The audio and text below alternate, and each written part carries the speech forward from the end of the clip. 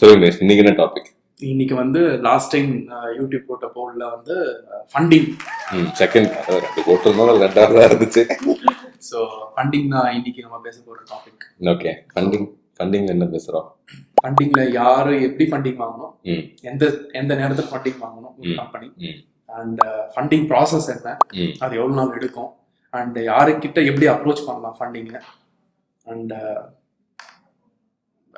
Almost எல்லாத்தையும் நீ cover பண்ணிக்கலாம். Okay, so let's say not only from startup point of view, also ஒரு கொஞ்சம் பொசிஷன் எடுத்து இன்வெஸ்டர் பாயிண்ட் ஆஃப் வியூல இருந்தும் இது எப்படி பார்க்குறாங்க, அண்ட் இது ஏன் பண்ணுறாங்க, எப்படி பண்ணுறாங்க, எப்படி வெளில போக போகிறாங்க, இது ஒரு ஜேர்னியா உள்ள ஒரு டிஸ்கஷனாக பார்ப்போம்.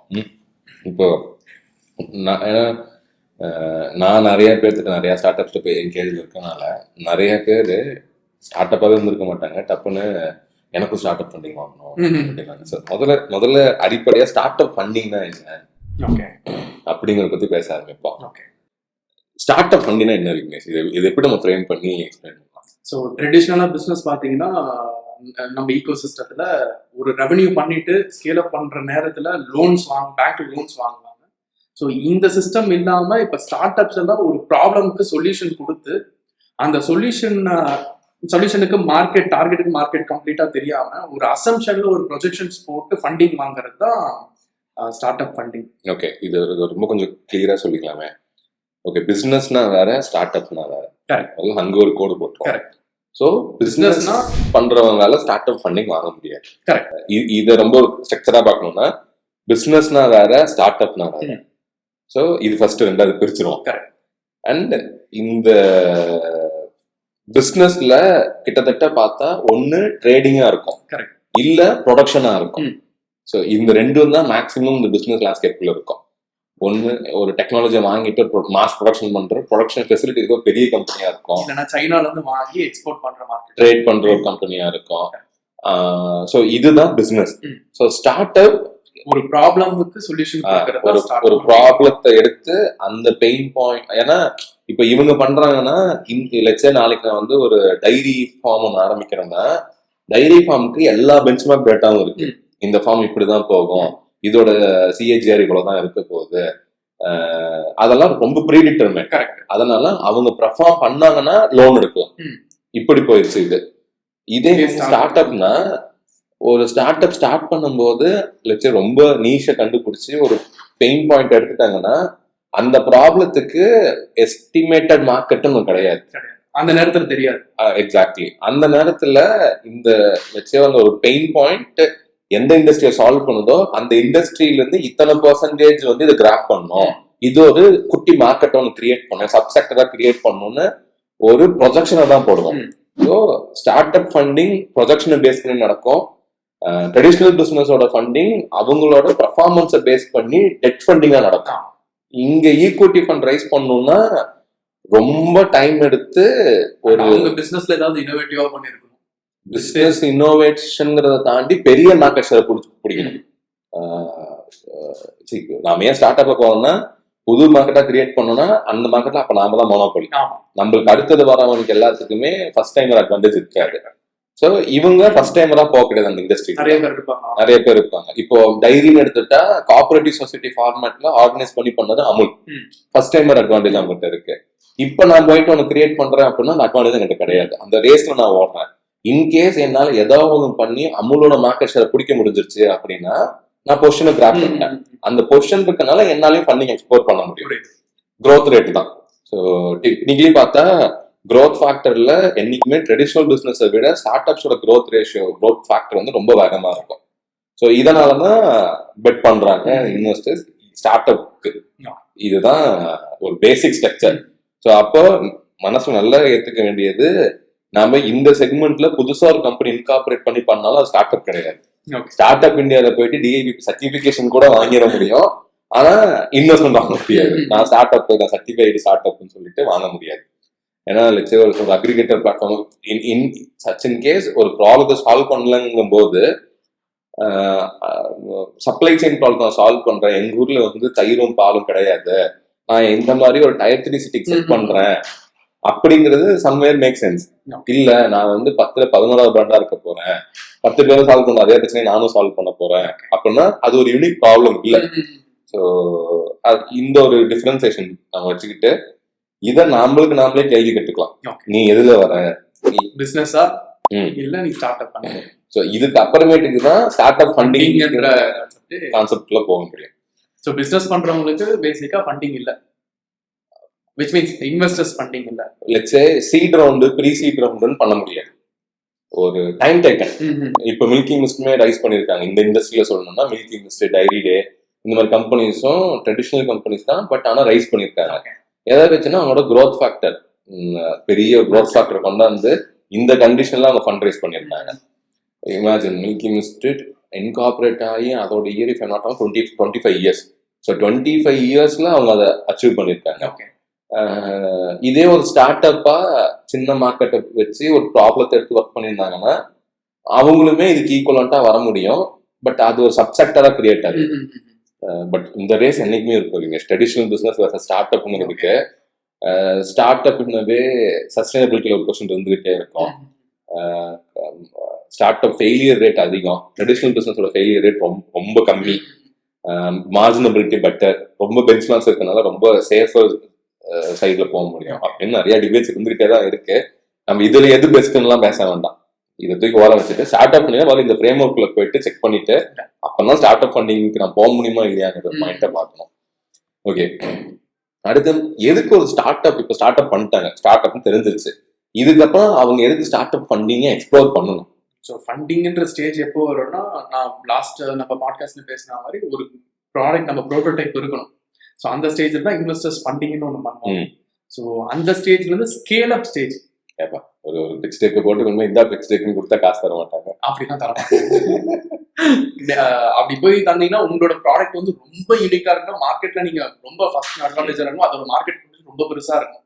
அதை பண்றதுக்கான கேப்பபிலிட்டி உனக்கு இருக்குங்கிறதோ அவனுக்கு லெட்ஸ் சே அதுக்கு நீங்க ஐஐடி ஐஎம்ல இருந்து வெளியில வந்தா பெருசா இருக்கும். ஸோ இந்த மாதிரி பிளஸ் இல்லைன்னா ஒரு ஃபிளிப்கார்ட் எம்ப்ளாயிஸோ, ஸோ ஸ்னாப்டீல் எம்ப்ளாயிஸோ அவங்களுக்கு ஒரு சக்சஸ்ஃபுல் ஸ்டோரி இருக்கணும், ஒரு கேப்பபிலிட்டி எனக்கு இருக்கு, என்னால இதை பண்ண முடியுங்கிறதுக்கான ஒரு ஸ்ட்ராங் பேப்பர்ஸ் பின்னாடி இருக்கணும் அவங்க பின்னாடி. இது இருந்ததுன்னா நீங்க சொல்ற மாதிரி டிஜிட்டல் கொடுத்தீங்கன்னா இன்வெஸ்டர்ஸ் இன்வெஸ்ட் பண்ணுவாங்க. ஸோ எலான் மஸ்க் பேசணும்ல நம்ம லாஸ்ட்ல, எக்ஸாக்ட்லி கரெக்ட்.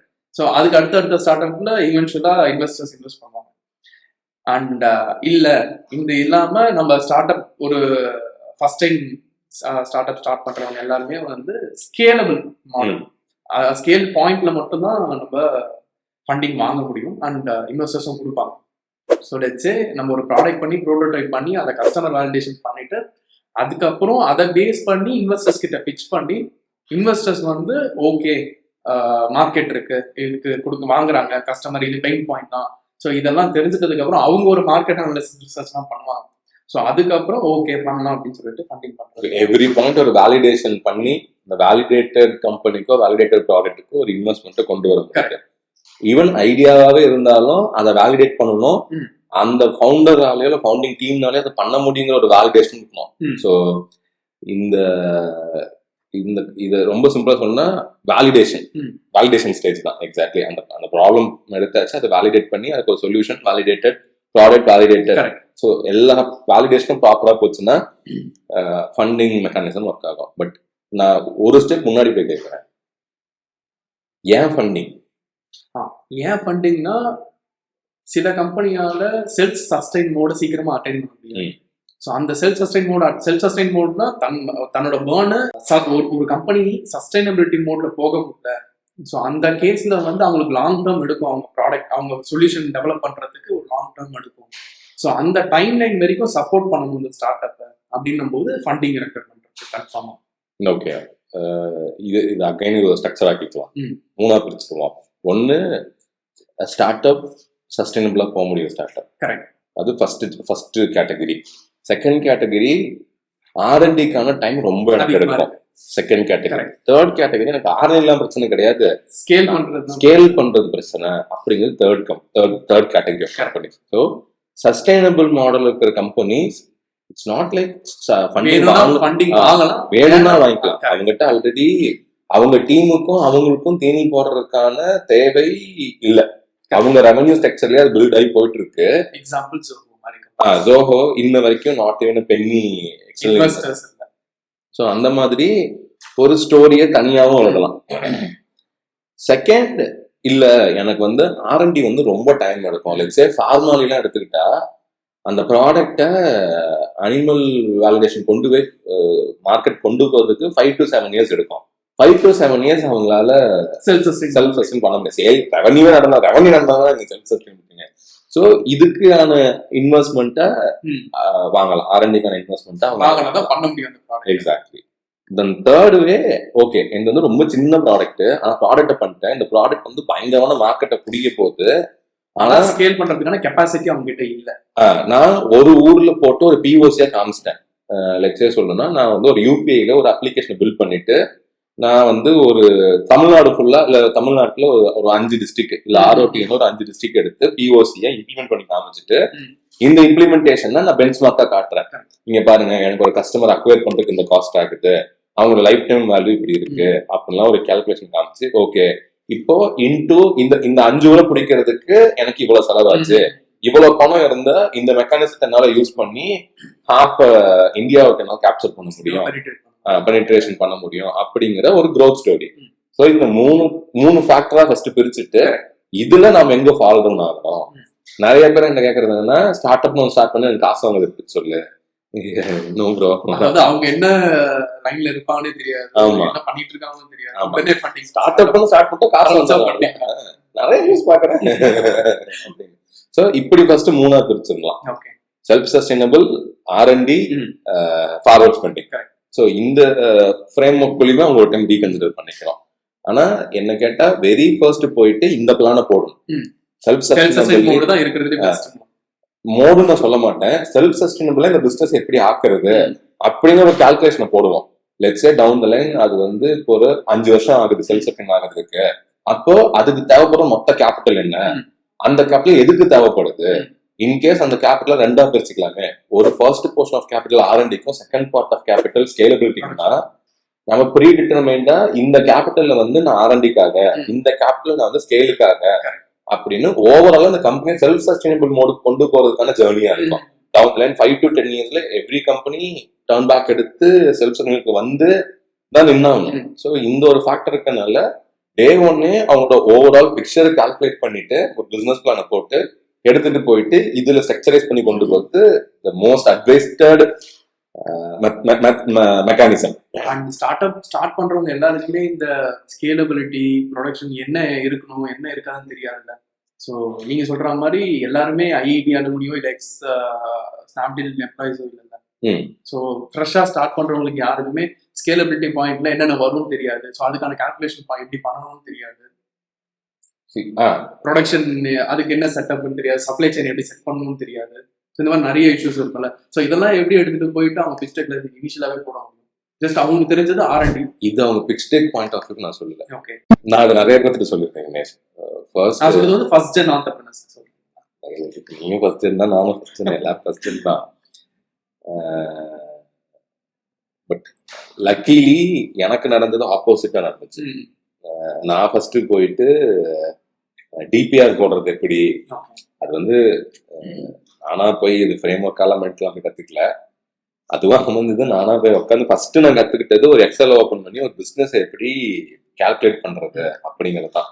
டெப்ரிசியேஷனா என்ன, மொத்தமா ஒரு CA இன்டர்னா ஒருத்தர் CA போய் ஒரு இன்டர்னா இருந்தா என்னெல்லாம் கத்துக்கலாமோ அந்த மாதிரி ஃபேக்டர் தான் ஃபர்ஸ்ட் நான் போய் DPR பேங்க்குக்கு ஒரு கம்பெனியோட ப்ரொபோசல் எப்படி சப்மிட் பண்றது அப்படிங்கிற ஒர்க்கை தான் நான் ஃபர்ஸ்ட் ஆரம்பிச்சு பண்ணேன். அதனால அது எனக்கு ஈஸி ஆயிடுச்சு. நான் ஆர்கிடெக்ட் ஆயிட்டனால எனக்கு என் கேஸ்ல பிரச்சனை இல்லை. பட் R&D பண்றவங்களுக்கு நான் ஃபர்ஸ்டே என்ன சஜஸ்ட் பண்ணுவேன்னா, இல்லச்சே நீ R&D பண்றதுக்கான கேபிட்டல் மட்டுமா வந்து 30 கோடி ரூபாய்னு வச்சுக்கோங்க. அந்த 30 கோடி ரூபாய்க்கு முதல்ல ஒன்னால அந்த பிசினஸ் பண்ணி மார்க்கெட்ல இருந்து வெளில எடுக்க முடியுமான்னு தெரியணும். அது தெரியலன்னா அது எவ்வளவு பெரிய பெயினா இருந்தாலும் அதை சால்வ் பண்றதுல பிரயோஜனம் இல்லை. பட் இருந்தாலும் நீ பண்ணியானும்னா நீ ஒரு பிலாந்திரபிக்கல் பாயிண்ட் ஆஃப் வியூல போயிட்டு தான் பண்ணணும். அது வந்து பிசினஸ் பண்ண முடியாது. ஸோ இந்த கண்டிஷனில் நான் ஒரு எக்ஸாம்பிள் சொல்றது தான். ஒரு வீடு கட்டணும், கேபிட்டல் இருக்கு, அப்போ ஒன்று உனக்கு ஆர்கிடெக்சர் தெரிஞ்சிருக்கணும், இல்ல நீ ஆர்கிடெக்ட ஹையர் பண்ணணும், இல்ல ரெண்டுமே பண்ணாம நீயா ஏதோ ஒண்ணு சத்தநாட்டு விட்டு கட்டுறா அப்படின்ட்டு உட்கார்ந்து இருக்கணும். அது ஒழுக்கமான அவுட்புட்டா வராது. எய்தர் நாம போய் லேர்ன் பண்ணிக்கணும் இது எப்படி பண்றதுன்னு. அது டெக் ஃபவுண்டர்ஸ்க்கு ரொம்ப கஷ்டம். நான் டெக்னா கத்துக்கலாம், டெக்குக்கு அது ரொம்ப கஷ்டம். நான் டெக்கை கத்துக்கணும்னா இதை கத்துக்கணும்னு இருக்கோம். ஸோ இந்த மாதிரி கண்டிஷனுக்கு தான் ஸ்டார்ட் அப் இந்தியா ஆகட்டும், மார்க்னு ஒரு போர்ட்டல் இருக்கு. அட்டல் இனோவேஷன் மிஷன்லயுமே மென்டர்ஸ் அவங்களே வந்து ஷார்ட் லிஸ்ட் பண்ணி வச்சிருக்காங்க. லிங்க்டின்ல போய் ஒரு மென்டரோட கனெக்ட் ஆகலாம். இன்குபேஷன்ல இருந்தீங்கன்னா அங்கேயுமே யாராவது இருப்பாங்க, இந்த மாதிரி அனலைஸ் பண்ணி தரதுக்கு. ரெண்டுமே இருக்கும். அனலைஸ் பண்ணி தரதுக்கும் ஹெல்ப் பண்ணுவாங்க. இல்ல எப்படி அனலைஸ் பண்ணணும்னோ ஈஸியா ஒரு சின்ன ஒரு எக்ஸலை போட்டு இந்த 4 டேட்டா நீ ஃபில் பண்ண நான் பாத்துக்கிறேன் அப்படிங்கிற மாதிரி ஒரு சின்ன சின்ன ஸ்ட்ரக்சர்ஸ் இருக்கும். இதுல நிறைய பேர் இப்போ வந்து வேலிடேஷனுக்குலாம் சாஃப்ட்வேர் டூல்ஸ் கூட பண்ண ஆரம்பிச்சிட்டாங்க. ஸோ இதெல்லாம் இருக்கு. ஸோ இந்த மாதிரி ஏதாவது ஒரு மெக்கானிக்ஸை ஃபர்ஸ்ட் எடுத்து அந்த மார்க்கெட்டை வேலிடேட் பண்ணாம தயவு செஞ்சு ஆரம்பிப்பாங்க. அண்ட் ஃபண்ட் ரைஸ்க்குமே யோசிக்க வேண்டாம். ஒன்றும் இல்லை, டக்குன்னு உன்னை கூப்பிட்டு ஒரு ப்ராடக்ட் இப்போ நீ மிசல் பண்ணணுங்கிற அதுதான் உன் ஆசை. அந்த ஆசைக்கு எவ்வளவு கேபிட்டல் வேணும்னு கேட்டா கேபிட்டல் சொல்ல தெரியும். ஸ்கேல் பண்ண என்ன வேணும்னு கேட்டா ஸ்கேலா ஏன்னா அந்த எக்ஸ்போஷர் நம்மளுக்கு இருக்காது. இதை டெவலப் பண்ணி ஸ்கேல் பண்ணி நாளைக்கு இதுல ரெவன்யூ பார்க்க முடியாம போயிடுச்சுன்னா அது வந்து சஸ்டைன் மாடல்ல அந்த அது சொல்யூஷன் நீங்க சொன்ன மாதிரி தான். அந்த ஒரு பிளாக் மார்க்கோட ஒரு ஃபவுண்டர் ஆயிட்டாருன்னா அந்த ஃபவுண்டருக்கு ரொம்ப கஷ்டம் திருப்பி வந்து அடுத்த ஒரு வெஞ்சர் ஸ்டார்ட் பண்றதுக்கும் அடுத்த வெஞ்சர் ஃபண்ட் வாங்குறதுக்கும். சரி, டின்ன பிடிச்சி பிளாக் லிஸ்ட் பண்ணி விட்டா அவ்வளவுதான். ஸோ அதனால அந்த மாதிரியான தப்பான விஷயத்த தயவு செஞ்சு பண்ணணும். ஓகே, ஸோ இப்போ எதுக்கு இந்த கேபிட்டல் ரைஸ் பண்ணணுங்கிறது ஒரு புரிஞ்சிருச்சு.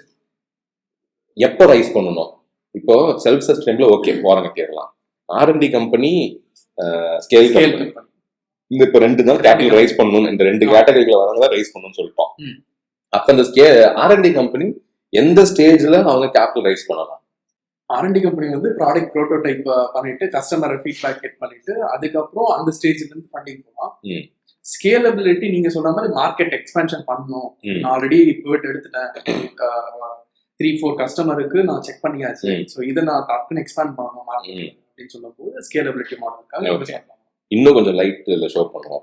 R&D உனக்கு எப்படி சக்சஸ்ஃபுல்லா ஒரு ப்ரோட்டோடைப் கைக்கு வரணும், ஃபங்க்ஷனல் ப்ரோட்டோடைப், அது கஸ்டமர்கிட்ட போயிட்டு ரியல் வேர்ல்டு ப்ராப்ளத்தை அட்ரஸ் பண்ணணும்.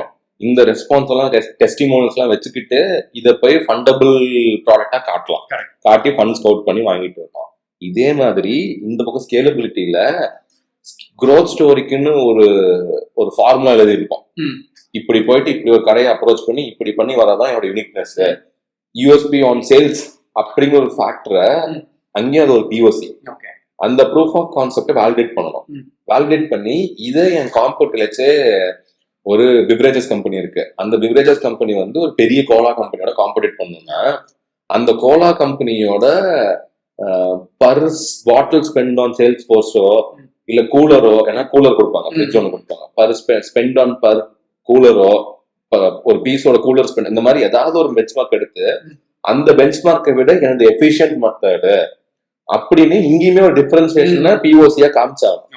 இந்த POC அச்சீவ் பண்ணதுனையும் நம்ம கேபிட்டல் தான் உள்ள உருட்டி கொண்டு வந்து இதை நிறுத்த முடியும். ஸோ அன்டில் அன்லெஸ் இனிமே இப்பவே உங்களுக்கு இங்க வந்து POC ஒர்க் ஆனாதான் வாங்க முடியும். அதே மாதிரி ஸ்கேலபிலிட்டி மோட்லயுமே அந்த POC மெக்கானிசத்தை வேலிடேட் பண்ணி அந்த வேலிடேட்டட் POC-யை தான் கொண்டு போயிட்டு ப்ரெசென்ட் பண்ணி இன்வெஸ்டர் வந்து இன்வெஸ்ட்மெண்ட்டை வாங்க முடியும். நீயும் பண்றோம், காம்படிட்டர் கோலா கம்பெனி பண்றாங்கன்னா இன்வெஸ்டர் பாயிண்ட் ஆஃப் வியூ இருந்து பாருங்க, உனக்கு இன்வெஸ்ட் பண்றதும் நான் கோலா கம்பெனிக்கு இன்வெஸ்ட் பண்ணிட்டு போயிருக்கேன்ல, IPO-ல போய் ஷேரை போட்டு வாங்கிட்டு வந்துருங்க. ஸோ இந்த ஒரு விஷயம் இருக்கு. ஸோ ஸ்கேலபிலிட்டி R&D பண்றவங்கன்னா ப்ராடக்ட் வேலிடேஷனை பார்க்கணும், கஸ்டமர் வேலிடேஷனை பார்க்கணும். ஸ்கேலபிலிட்டி பண்றவங்கன்னா ஏற்கனவே இருக்கிற ஒரு ஹைரார்க்கில இவங்க என்ன டிஃபரன்ஷியேஷன் எடுத்துட்டு வராங்க. அதுதான் சிம்பிள் பிசினஸ். ரெண்டுமே பெஞ்ச்மார்க் பார்ப்போம். நீ ப்ராடக்ட் பெஞ்ச்மார்க் பார்ப்ப, நான் ப்ராசஸ் பெஞ்ச்மார்க் பார்ப்பேன். இந்த ப்ராசஸ்ல எவ்ரி ப்ராசஸ் இங்க உனக்கு நம்பர்ஸ்ன்னு பார்த்தா எஃபிஷியன்சி மேட்டர்ஸ், இதுல இவ்வளவு கரண்ட் வருது, இந்த கல்ச்சரை இப்போ பயோடெக்லாம்னா இந்த ஒரு பர்டிகுலர் மெட்டீரியல் வந்து எஃபிகசி அதிகமா இருக்கு, அது வந்து இவ்வளவு பர்சன்டேஜ் ஜோன் கிரியேட் பண்ணுது அப்படின்னு இங்க ஏதாவது ஒரு நம்பர் இண்டிகேட்டிவ் இருக்கும்ல, அதே மாதிரி இங்க ஒரு இண்டிகேட்டர் கொண்டு வரணும். இந்த இண்டிகேட்டர் ஒவ்வொரு ப்ராசஸ்க்கும் ஸ்பெண்ட் ஆகிற காஸ்டா இருக்கலாம், டைமா இருக்கலாம். End of the day any R&D, any process, any product, hmm. 2 விஷயம் தான். ஒன்னு டைமை குறைக்கணும், இல்ல காஸ்ட்டை குறைக்கணும். ஸோ இதே மாதிரி தான் ஸ்விக்கி ஜெப்டோ இதெல்லாம் பண்ணிருக்கோம். ஸோ இந்த ஒரு விஷயத்த நிக்கில் காமத்தோட ஒரு எபிசோட்ல ஜெப்டோட ஃபவுண்டர்ஸ் உள்ள உட்காந்துருந்தாங்க. எனக்கு அவங்க ஒரு விஷயம் சொன்னது, அந்த யூனிட் எக்கனாமிக்ஸ் அப்படியே நச்சுன்னு அடிச்சது. per spend on per time spent, per cost spent on in every delivery. ஒரு டெலிவரி எக்ஸிக்யூட்டிவ் எவ்வளவு டெலிவரி பண்ண முடியும், ஹாஃப் அன் அவருக்கு எவ்வளவு நம்பர் ஆஃப் டெலிவரி பேக்கெட்ஸ் அவங்களுக்கு டெலிவரி பண்ண முடியுது. இதுதான் இந்த ப்ராசஸ் எஃபிஷியன்சி தான். அது வந்து ஒரு ப்ராசஸ் இன்னோவேட்டர்ஸ் கம்பெனி. இவ்வளவு நாள் வரைக்கும் இன்னைக்கு ஆர்டர் பண்ணா நாளைக்கு வரும், இல்ல நைட்டு 11 மணிக்குள்ள ஆர்டர் பண்ணா நாளைக்கு 6 மணிக்கு வீட்டுக்கு வரும். இப்பயும் ஒரு சிஸ்டம் இருந்த இடத்துல மேக்ஸிமம் ஹாஃப் அன் அவருக்குள்ள டெலிவரி பண்ற, 10 நிமிஷம் டெலிவரி பண்றது ஒரு ப்ராசஸ் எஃபிஷியன்ட் மாடல் தான். இந்த மாடலுக்கு அந்த அளவுக்கு டேட்டா திருவலாம் இருக்காங்க. ஸோ நான் முன்னாடியே சொன்ன மாதிரி R&Dயோ ப்ராசஸோ ப்ராடக்டோ anything, it has to be relate with reduce the time or reduce the cost spend on the process or product. இதுக்கு தான் R&D பண்ணும். நீ ப்ராடக்ட் எடுத்து R&D பண்ணும்போது R&D கம்பெனி, நான் ப்ராசஸ் எடுத்து R&D பண்ணும்போது நான் ப்ராடக்ட் கம்பெனி. அவ்வளவுதான் வித்தியாசம். வென் டு ரேஸ் கேபிட்டல்ல இந்த 2 விஷயமும் இருக்கு. ரெண்டுத்துக்குமே POC வேணும், ரெண்டுத்தையும் பெஞ்ச் மார்க்கோட கம்பேர் பண்ணணும், பெஞ்ச் மார்க்கோட பெட்டரா இருக்கணும். அந்த டைம் தான் ஃபண்டிங். ஆமா, proper time for proper season for fund raising. அது வந்து வின்டர் சீசனா இருக்கட்டும், அதாவது இன்வெஸ்ட்மெண்ட் சொல்லுவாங்க, இது வந்து இன்வெஸ்ட்மெண்ட் வின்டர். யூரோப்ல வந்து பிசினஸ் ஸ்லோ ஆயிடுச்சு, யூஎஸ்ல பிசினஸ் ஸ்லோ ஆயிடுச்சு. அது என்ன irrespective of anything, இந்த ரெண்டும் வந்துருச்சா, there are people to get the fund. So அதை போய் நம்ம எக்ஸ்ப்ளோர் பண்ணவங்க தான் மேட்டர்ஸை தவிர உடனே மார்க்கெட். எனக்குலாம் நிறைய பேர் அடிப்பாங்க வின்டர்ல, ஐயோ இது வரை வின்டர்ங்கிறாங்க வாங்க முடியாது, டேய் நீ முதல்ல ப்ராடக்ட் முடிச்சலையாடா அப்படிங்கிற மாதிரி இருக்கும். ஸோ இந்த கண்டிஷன்ல இந்த டைம்ல தான் போயிட்டு இன்வெஸ்ட்மெண்ட்டுக்கு நிக்கணும். அதுக்கு முன்னாடி என்ன ஒரு பிரச்சனையாகும், மார்க்கெட்ல ரெப்புடேஷன் போயிடும். இவன் இன்னும் ப்ராடக்டே பண்ணல, எதுவும் பண்ணல, அதுக்குள்ள வந்து இன்வெஸ்ட்மெண்ட் நிக்கிறாங்க. Until unless it was way unique. முன்னாடியே நம்ம பேசின மாதிரி அந்த ஃபேக்டர் எல்லாம் உள்ள இருந்துச்சுன்னா ஓகே, இல்லைன்னா தயவு செஞ்சு இது வரைக்கும் வெயிட் பண்ணலாம், ஒரு தப்பும் கிடையாது. இதுவும் ஒரு கொஸ்டின் வந்து கேக்குறீங்க, who raise the fund? Founders rice பண்ணுமா, இல்ல அதுக்குன்னு தனியா ஒரு இன்வெஸ்ட்மெண்ட் பேங்கர் வச்சு ரைஸ் பண்ணுமா, இல்ல அதுக்குன்னு தனியா CFO வச்சு ரைஸ் பண்ணுமா, அந்த மாதிரி who raise the capital? எனக்கு இப்ப எப்படி இருக்குன்னா, ஓகே இந்த மாதிரி சின்ன early ஸ்டேஜ்ல ஓகே, கொஞ்சம் ஒரு டீசென்ட் ரெவன்யூ வர ஸ்டேஜ்ல ஃபவுண்டர்ஸே நான் இதெல்லாம் பாத்துக்கிறேன், இன்வெஸ்ட்மெண்ட்டை வாங்குறதுக்காக ஒருத்தர் இருப்பாங்களா, அவர்கிட்ட கொடுத்தா அவர் வாங்கிட்டு வந்து கொடுத்துட போறாரு. ஸோ அப்படிங்கிற மாதிரிலாம் நிறைய விஷயம் இருக்கு. So who actually raise the capital? So நீங்க சொன்னதுல ஒரு ட்ரூ இருக்கு, அன்ட்ரூ இருக்கு. So first one who raise the capital வந்து ஸ்டார்டிங் ஸ்டேஜ்ல ஃபவுண்டர் ரைஸ் பண்றது தான் கரெக்ட். ஸோ ஒரு கன்சல்டன்ட் கிட்ட கொடுக்கறதோ, இல்ல சில பேர் சொல்லுவாங்க நான் 2% கொடுங்க நான் ரைஸ் பண்ணி தரேன், இல்லைன்னா நீங்க ஒரு அட்வான்ஸ் அமௌண்ட் டோக்கன் பே பண்ணுங்க நான் ஒரு 1 crore ரைஸ் பண்ணி தரேன், இப்படிலாம் சொல்லுவாங்க. ஸோ இதெல்லாமே ஸ்கேம்னே சொல்லலாம். நிறைய பேர் சில பேர் பண்றாங்க, சில முக்கால்வாசி பேர் அது பண்றதுலாம் இல்லை, அண்ட் இன்வெஸ்டரும் அந்த மாதிரி கொடுக்கறதும் இல்லை. ஸோ இந்த மாதிரி இருக்க ஸ்டேஜ்ல ஒரு ஃபவுண்டரால மட்டும்தான் அவங்களோட ஸ்டார்ட் அப் ஸ்டோரியை கரெக்டா இன்வெஸ்டருக்கு டெலிவரி பண்ணணும். ஒரு இன்வெஸ்ட்மெண்ட் பேங்கராலேயோ ஒரு கன்சல்டன்ட் பர்சனாலேயோ அந்த ஸ்டோரியை ரைட் பண்ணி சொல்ல முடியும். ஸோ அதனால ஃபவுண்டர் தான் இனிஷியல் ஸ்டேஜ்ல சொல்லி ஆகும். And growth stage, let's scalability பாயிண்ட்னு வந்துருச்சுன்னா கம்பெனிக்குள்ள எக்கச்சக்கமான ப்ராப்ளம்ஸ் இருக்கும். ஸோ அதை ஹேண்டில் பண்ண முடியாது, ஸ்கேல் அப் ஆயிடுச்சு அப்படின்னும் போது தான் இன்வெஸ்ட்மெண்ட் பேங்கரோ இஃப் ரெக்வயர்ட் இன்வெஸ்ட்மெண்ட் பேங்கரே வச்சு ரைஸ் பண்ணலாம். இல்லைன்னா ஃபவுண்டர்ஸ்லேயே 2-3 கோஃபவுண்டர்ஸ் வச்சு 5 கோஃபவுண்டர்ஸ் இருக்காங்க, 3 கோஃபவுண்டர்ஸ் மேலே இருக்காங்கன்னா ஒருத்தருக்கு தனியா funding and investor relationship, so இதை பார்த்துக்கிறதுக்கு மட்டுமே ஒருத்தர் அலோகேட் பண்ணலாம்.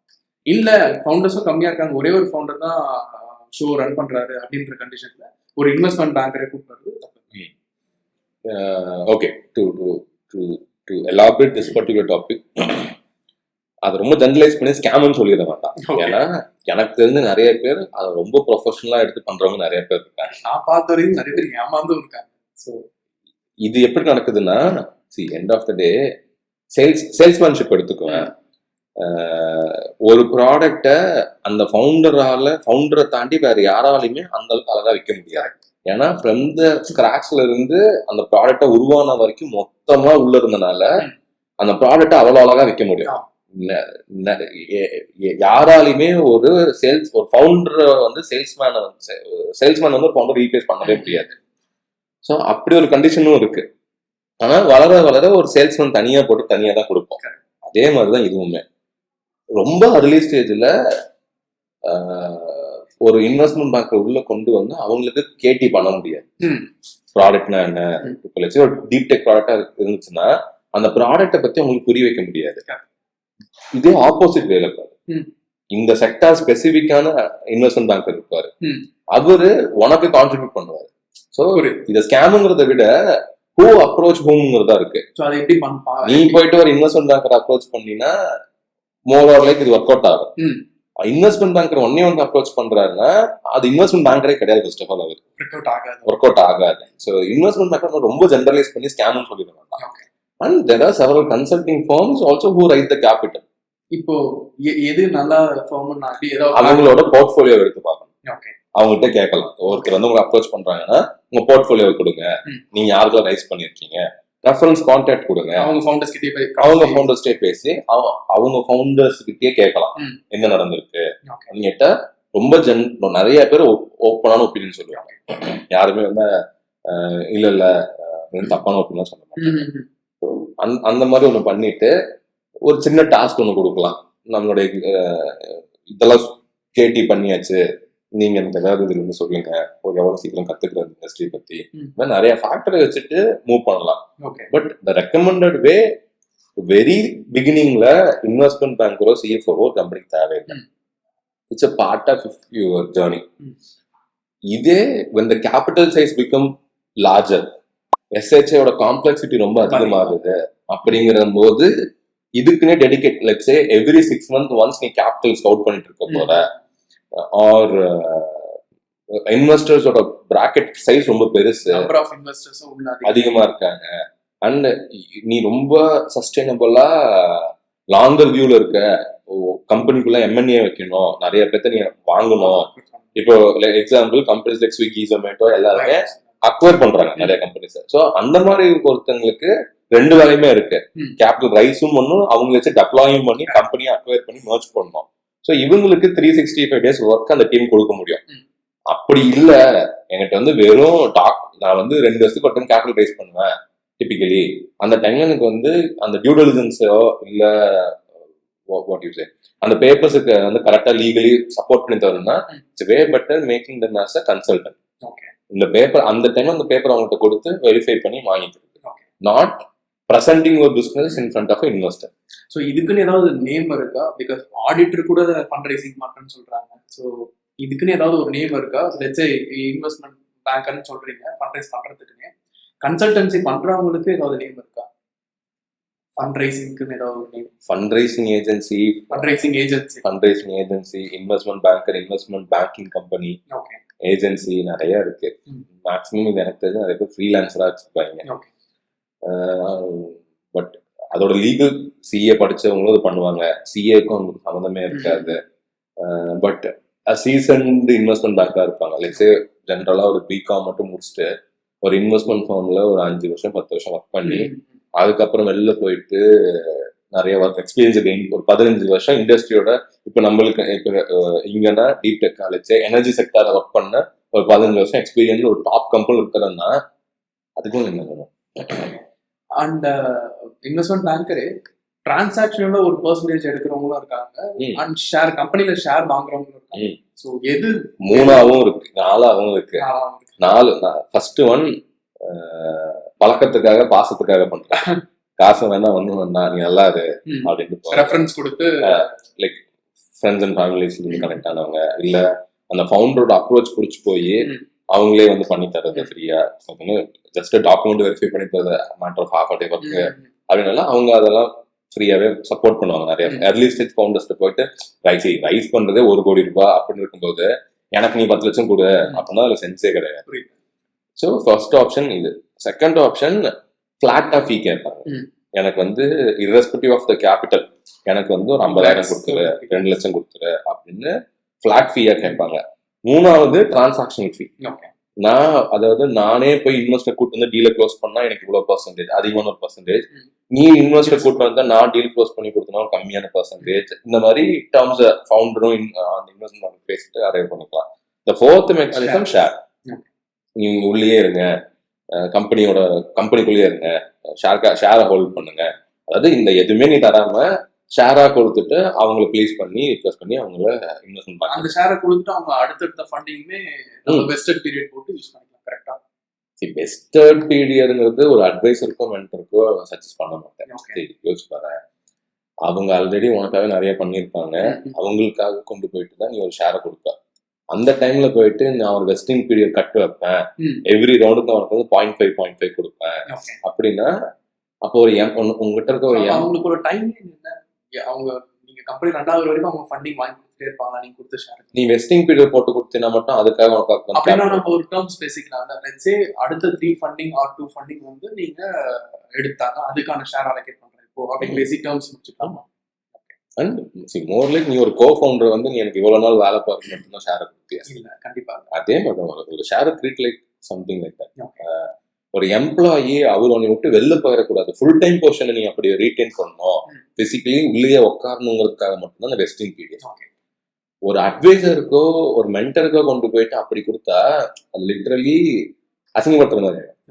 ஸோ அந்த இடத்துல இது வந்து என்னோட ஒப்பீனியன். மார்க்கெட்ல எல்லாமே வெஸ்டிங் பீரியட் போயிட்டு இருக்கு. எனக்கு தெரிஞ்சு அட்வைசரி ஷேருக்கு வந்து வெஸ்டிங் பீரியட் நான் இது வரைக்கும் எக்ஸ்பீரியன்ஸ் பண்ணேன். ஸோ எம்ப்ளாயிஸ்க்கு அது நடக்கும். நானே ஒரு இடத்துல எம்ப்ளாய்மெண்டா இருக்கேன்னா வெஸ்டிங் பீரியடை போட்டு, அண்ட் அதுக்கு முன்னாடி நான் எக்ஸிட் ஆகிறேன்னா நான் கம்பெனிக்கு காசை கொடுத்து ஷேரை வாங்கணும், இல்லைன்னா ஷேர் வந்து திருப்பி கம்பெனி பைபேக் பண்ணிக்கும், நம்ம ரூல்ஸை போட்டு கொடுப்பாங்க. பட் இது வரைக்கும் ஒரு அட்வைசருக்கோ ஒரு மென்டருக்கோ வெஸ்டிங் பீரியட் போட்டு கொடுக்கணும் அப்படிங்கறத நான். இந்த 4 பாயிண்ட்ல உங்களோட சஜஷன் என்ன? ஃபிளாட்டா கொடுக்கறதா இல்ல பெர்சன்டேஜ் ட்ரான்சாக்ஷன் பெர்சன்டேஜா? It depends Vignesh. லெட்ஸ் எனக்கு வந்து எனக்கும் இப்ப நீ தான் இன்வெஸ்ட்மெண்ட் பேங்கர், நான் என் கம்பெனிக்கு நான் பார்க்கணும், இனிஷியலா இந்த காசே இல்லை, நான் என் வாயை வச்சுட்டு வந்து அவங்ககிட்ட நாம்னு பேசி இதை மட்டும் நீ க்ளோஸ் பண்ண, நான் உனக்கு என்னெல்லாம் பண்ணுவேன்ட்டு நான் ஃப்ரீயா கூட நீ பண்ண வைப்பேன். உனக்கும் எனக்கும் சிங்க் பெட்டரா இருக்கு, நீ உள்ள இருந்தா இன்னும் நான் டாப் கியரை போட்டு ஓட முடியும் அப்படின்னு நான் இருக்கேன்னா 2% ஷேரிங் கொடுத்துருவேன். 2% இல்லாம ஒரு X amount of X% of sharing கொடுத்துட்டு எவ்ரி டீலுக்கு வந்து ஒரு சின்ன ஒரு ஒரு ஒரு மூமெண்ட் மாதிரி ஒரு டோக்கன் அமௌண்ட் மாதிரி ஒன்று போட்டு அந்த பர்சன்டேஜும் கொடுத்துருவேன். இதே வந்து ஒரு ஏஜென்சி, அவங்களுக்கு எனக்கும் ஒன் டைம் அஃபேர் தான் இருக்க போகுது. அவங்களுக்குன்னா either percentage, if the deal round is going to be huge அப்படின்னா பர்சன்டேஜ் அவுட் பண்ணிக்கிறது வே பெட்டர். அவங்களே இன்வெஸ்டர்ஸ் அவுட் பண்ணிட்டு வராங்கன்னா பர்சன்டேஜுக்கு ஓகே. இல்ல நான் தான் இன்வெஸ்டர்லாம் கூப்பிட்டு வர போறேன், அது எவ்வளவு சைஸா இருந்தாலும் டாக்குமெண்ட் ஒர்க்கு தான் இருக்கு அப்படின்னா ஃபிளாட் பேவா கூட நான் பண்ண வைப்பேன். ஸோ ஜென்ரலைஸா என்னால இந்த 4 இருக்கு கோகுல் திஸ் நான் சொல்ல முடியல, பட் இந்த சர்க்கம்டன்ஸ்ல அது எடுத்திருக்கேன். ஸோ இது மட்டும் இல்லாம ஃபண்டிங் வாங்கும் போதுமே வந்து விசி ஃபர்மோ இல்ல ஏஞ்சல் இன்வெஸ்டரோ அவங்க பண்ற டியூ டெலிஜென்ஸுக்கும் அந்த ஃபண்டிங்லயே மைனஸ் பண்றாங்க, இல்ல அது அடிஷனல் சார்ஜா இருக்கா? ஓகே, நான் வாங்கினதுல வந்து எனக்கு அதுலயே மைனஸ் ஆயிருக்கு, ஃபண்டிங்லயே வந்து மைனஸ் பண்ணிடுவாங்க. ஏன்னா டியூ டெலிஜென்ஸ்னா பேசிக்கா அனலைஸ் பண்ணுவாங்க, அவங்க சைட்ல இருந்து வந்து அனலைஸ் பண்றது. ஸோ என்ன அனலைஸ் பண்ணுவாங்கன்னா ப்ராடக்ட் டெக்னிக்கலா வைபிளா இருக்கான்னு டெக்னிக்கல் டியூ டெலிஜென்ஸ் பண்ணுவாங்க, அப்புறம் ஃபினான்ஷியலா கரெக்டா இருக்கான்னு ஃபினான்ஷியல் டியூ டெலிஜென்ஸ் பண்ணுவாங்க, அப்புறம் லீகல் எல்லாம் டாக்குமெண்ட்ஸ் கரெக்டா இருக்கா, கம்பெனிஸ் எல்லாம் பிடிச்சிருக்கா, ஸோ இதெல்லாம் ஏதாவது கான்ஃபிளிக்ட் இருக்கா, ஏதாவது கோர்ட்ல ஏதாவது ப்ராப்ளம்ல இருக்கா, ஸோ இந்த மாதிரி பாக்குறதுக்கு லீகல் பார்ப்பாங்க டியூ டெலிஜென்ஸ். ஸோ இந்த மாதிரி 3 டியூ டெலிஜென்ஸ் 3 கன்சல்டன்சி வச்சு பண்ணவங்களும் இருக்காங்க, ஒரே கன்சல்டன்சி வச்சு இந்த 3த்தையும் கேரி அவுட் பண்ணவங்களும் இருக்காங்க. ஸோ இந்த மாதிரி பண்ணிட்டு வாங்கின ஃபண்டிங்லயே ஒரு கட்டை எடுத்துப்பாங்க, விசிஓ இல்ல ஏஞ்சல் இன்வெஸ்டரோ யாரோ. ஸோ இது ஓகேவா இல்ல நம்ம கேட்கும் போதே அதை மைண்ட்ல வச்சுக்கிட்டு அடிஷனலா கேட்கணுமா ஃபண்டிங் வாங்குறது? சரி, ஒரு வண்டி வச்சிருக்கேன், காரு. அந்த கார் வந்து 15 வருஷம் ஆயிடுச்சு. டிப்பிக்கலி போயிட்டு பொல்யூஷன் சர்டிஃபிகேட் அப்பதான் எஃப்சி பண்ண முடியும். அந்த ஃபெசிலிட்டி கவர்மெண்ட் கிடையாது, பிரைவேட்ல தான் இருக்கு. ஆனா அந்த சர்டிபிகேட் இவங்களுக்கு வேணும். அப்போ வண்டியை கொண்டு போய் கொடுத்து பொல்யூஷன் சர்டிபிகேட் ஒரு காசை கொடுத்து வாங்கிட்டு வந்து கவர்மெண்ட்டை கொடுத்து எஃப்சி பண்ணுவோம், கரெக்டா? ஓகே, இதே இமேஜின் கேஸ். இப்போ ஹாஸ்பிட்டல் இருக்கு, ஹாஸ்பிட்டல்ல பிளட் டெஸ்டிங் ஃபெசிலிட்டி உள்ளே இருக்கு ஜிஹெச்ல. இப்ப ஜிஹெச்ல உள்ள போய் பிளட் டெஸ்ட் பண்ணணும்னு சொன்னா உங்கள்கிட்ட சார்ஜ் பண்ண போறாங்களா? அதேதான். இது வந்து ஜென்ரலைஸ்டா விசினாலே இந்த காசெல்லாம் பிடிப்பாங்க, ஒரு இன்வெஸ்ட்மெண்ட்னாலே இந்த காசெல்லாம் நடக்கும் கிடையாது. அந்த இன்வெஸ்ட்மெண்ட் ஃபார்ம் கிட்ட இன்டர்னலி அந்த விஷயம் இருந்துச்சுன்னா அவங்க வந்து டிடெக்ட் பண்ண மாட்டாங்க. டியூ டெலிஜென்ஸ் நீங்க அதை நல்லா கரெக்டா சொல்லிட்ட மாதிரி ப்ராடக்ட்டை பார்ப்பாங்க, மார்க்கெட்டை பார்ப்பாங்க, இந்த அண்ட் லீகல். ஸோ இப்போ நான் இன்வெஸ்ட் பண்ண போறேன், லீகலி கரெக்டா இருக்கான்னு செக் பண்ணணும். அடுத்தது மார்க்கெட் வேலிடேட் பண்ணணும், ப்ராடக்ட் உண்மையாக கரெக்டா இருக்கான்னு நான் பார்க்கணும். இந்த மூணுத்துக்கான இதுல மேஜர் விசி ஃபார்ம்ஸ்ல ஏதாவது ஒண்ணு இன்னோஸ் வச்சிருப்பாங்க, இல்ல நிறைய ஃபார்ம்ஸ் இன்னும் எதுவுமே இருக்காது. ஸ்மால் விசி ஃபண்ட்ஸ் நிறைய இருக்கு, சின்ன கேபிட்டல் வச்சுக்கிட்டு சின்ன சின்ன இன்வெஸ்ட்மெண்ட் பண்ணுவாங்க, அவங்ககிட்ட இது எதுவுமே உள்ள இருக்காது. ஸோ அவங்க இதெல்லாம் ஆல்ரெடி ஒரு தேர்ட் பார்ட்டி ஏஜென்சி வச்சிருப்பாங்க, அந்த ஏஜென்சி கிட்ட நீ ஒர்க் பண்ணி கொடுத்துட்டு சார்ஜ் பண்ணிக்கோ அப்படிமா. அந்த டைம்ல டிடியோட சார்ஜ் டிடெக்ட் ஆகும் ஃபண்ட் ரைசிங்ல இருந்து. வேற ஃபினான்ஷியல் வேலிடேஷன் வந்து வெளியில யாரும் பார்க்க வேண்டாம், என் டீம் சைஸ் பெருசு, நானே பார்த்துப்பேன். ஃபினான்ஷியல் சொல்லலாம், இல்ல கம்ப்ளைன்சஸ் பார்ட் நானே வெரிஃபை பண்ணி டீம் இருக்குன்னா அதை அந்த விசி ஃபார்ம் இன்னோஸா பார்த்து அதுக்கு சார்ஜ் பண்ண மாட்டாங்க. ஸோ இந்த கொஸ்டின் என்னன்னா, நான் ஒரு 2 கோடி ரூபா ரைஸ் பண்றேன், இவங்க ஒரு விசி ஃபார்ம் வந்து எனக்கு ஒரு 10 லட்ச ரூபா கட் கொடுக்குறாங்க. ஸோ இது வந்து அவங்க லீகல், இந்த நான் வந்து ஒரு இண்டஸ்ட்ரிட்ட பேசும்போது அந்த டைம்லைன்லயே எதுக்குன்னா இந்த எக்ஸ்பென்சஸ் நான் பண்ண போறேன்ட்டு ஒரு லிஸ்ட் போட்டு கொடுத்துருப்பேன். ஸோ மிஸ்லினியஸாக கம்பெனிக்கு இருக்கு. பட் இதெல்லாம் முடிச்சுட்டு நான் ஃபண்டு வாங்குறதுக்கு ஓகேன்னு முடிச்சு இன்வெஸ்டர்ஸ்லாம் அக்ரி பண்ணதுக்கு அப்புறம் டேர்ம்ஸ் சைன் பண்ணதுக்கு அப்புறமா எனக்கு இந்த சார்ஜஸ்லாம் தெரியும். ஸோ இந்த நேரத்துல ஒரு 10 lakh கட்டுன்றது என்னோட எக்ஸ்பென்சஸ்ல ஒரு பெரிய 5% ஓவரால் ஃபண்ட். இப்போ அப்போ ஒரு விசி கிட்ட போறதுக்கு முன்னாடி நான் எக்ஸ்ட்ராவா ஒரு 5% to 10% வந்து இதுக்காகவே வச்சுக்கலாம். நான் இப்போ வியூவர்ஸ்க்கு எல்லாம் சொல்றதுக்காக சொல்றேன், அட்லீஸ்ட் அந்த நாலேஜ் கிடைக்கட்டும் அப்படின்னு. மேபி இன்வெஸ்ட்மெண்ட் பேசும்போது கூட மார்க்அப் பண்ணிக்கலாம் அந்த ஃபீயை. 2 crore என்ற ஆஸ்க்கு இதுல இருந்து டிடி என்ன ஆகும், டியூ டெலிஜென்ஸ் என்ன ஸ்பெண்ட் ஆகுமோ அதை மார்க்அப் பண்ணிக்கலாமே அப்படின்னு சொல்லிட்டு அதுக்கான ஈக்விட்டியுமே டைல்யூட் பண்ணணும். இல்ல அப்படின்னா இந்த ஃபண்ட் ஆஸ் கேட்கறதுக்கு முன்னாடியே சார் டிடியோட ஸ்கோப் யாரோடது அப்படின்னு ஒன்று கூட கேட்டுக்கலாம். இல்ல நீ தேர்ட் ஒன் நீ சொன்ன மாதிரி 3Dக்குன்னு சொல்லிட்டு ஒரு விண்டோ பொசிஷனை வச்சுட்டு கொடுத்துருவோம். ஏன்னா அது எல்லாருமே மிஸ் பண்ணிடுறாங்க.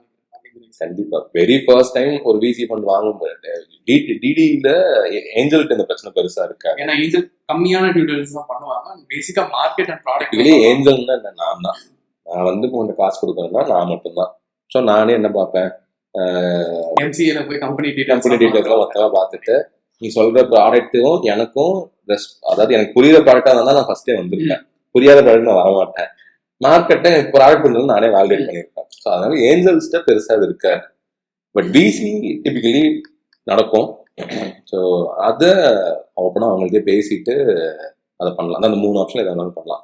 இது பெருசா கமெண்ட் பண்றதுக்கான எக்ஸ்பர்டீஸ் எனக்கும் கிடையாது. ஏன்னா இந்த லீகல் ஸ்ட்ரக்சர் இதுல ஏதாவது இருக்கா அப்படின்னு மேபி ஏதாவது ஒரு இன்வெஸ்ட்மெண்ட் பேங்கரை வச்சுதான் நம்ம கேட்கணும் என்னென்ன மாதிரியான ஃபண்டிங் ஸ்ட்ரக்சர்ஸ் இருக்கு. Series A, series B, series C, இதுக்கு நடுவில் ப்ரீ சீரிஸ் ஏ, ப்ரீ சீடுன்னு வேற நடுவில் சேர்த்துப்பாங்க. இதுக்கு நடுவில் பிரிட்ஜ் ரவுண்ட் ஒன்று வச்சுப்பாங்க. அண்ட் ஃபண்டிங்கோட type angels, venture, private equity, debt funding, last one IPO, bootstrapping, family friends, grant, self sustain போய் ஐபிஓ போன கம்பெனிஸும் இருக்கு. ஸோ அப்படியே இப்போ செல்ஃப் சஸ்டெயின் போயிட்டு டெட் ஃபண்டை வாங்கிட்டு இன்னும் ஸ்கேல் பண்ணி ஐபிஓக்கு போயிட்டு நல்லா இருக்கலாம். இதுதான் பாத்தும் கிடையாது. இந்த பாத்துல எல்லா இடத்துலயுமே செல்ஃப் சஸ்டெயினபிளா திரும்பலாம். செல்ஃப் சஸ்டெயின்லாம் அப்படியே இருக்கலாம், இன்வெஸ்ட் நல்ல ஒரு ரிட்டர்ன்ஸ் கொடுத்துட்டு அப்படியே வச்சிருக்கலாம். இல்ல ஒரு பெரிய கம்பெனி நம்ம வாங்கணும் செய்யலாம். அதை பத்தி இன்னும் டீட்டெயிலா பேசுவோம். ஸோ இதுதான் ஸ்ட்ரக்சர்.